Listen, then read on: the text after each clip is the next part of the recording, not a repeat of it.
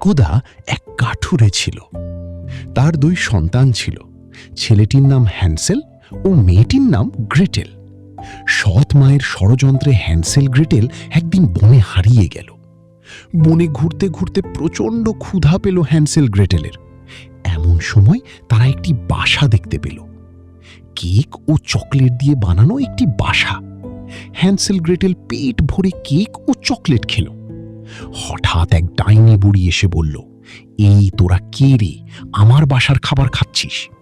Hansel Gretel তাকে সব খুলে বলল। ডাইনি তাদেরকে বাসায় ঢুকতে দিল।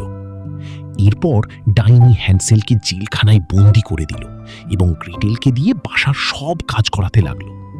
ডাইনি প্রতিদিন হ্যান্সেলকে অনেক অনেক খাবার খেতে দিত, যেন সেগুলো খেয়ে হ্যান্সেল দ্রুত মোটা হতে পারে।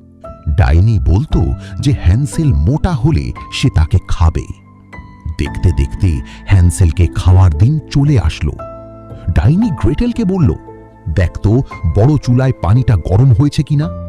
বুদ্ধিমতী গ্রেটেল বলল, দিদা, আমি তো অনেক ছোট, তাই হাঁড়ির ভেতরে দেখতে পাচ্ছি না। তুমি কি একটু আসবে? পানি গরম হয়েছে কিনা দেখতে ডাইনি চুলার কাছে আসলো। এমন সময় গ্রেটেল ডাইনিকে ধাক্কা দিয়ে গরম পানিতে ফেলে দিল। ডাইনি পড়ে গেল। এরপর গ্রেটেল হ্যান্সেলকে জেলখানা থেকে মুক্ত করল এবং দুই ভাই বোন বাসার উদ্দেশ্যে রওনা হল। পথে তারা এক রাজহাঁসের দেখা পেল। রাজহাঁসটি তাদেরকে নদী পার করে বাসায় পৌঁছাতে সাহায্য করল। হ্যান্সেল ও গ্রেটেলকে পেয়ে তাদের বাবা কান্নায় ভেঙে পড়ল। তাদেরকে জড়িয়ে ধরে বাবা বললেন, আমি আর কখনো তোমাদের হারিয়ে যেতে দিব না, প্রিয় হ্যান্সেল গ্রেটেল।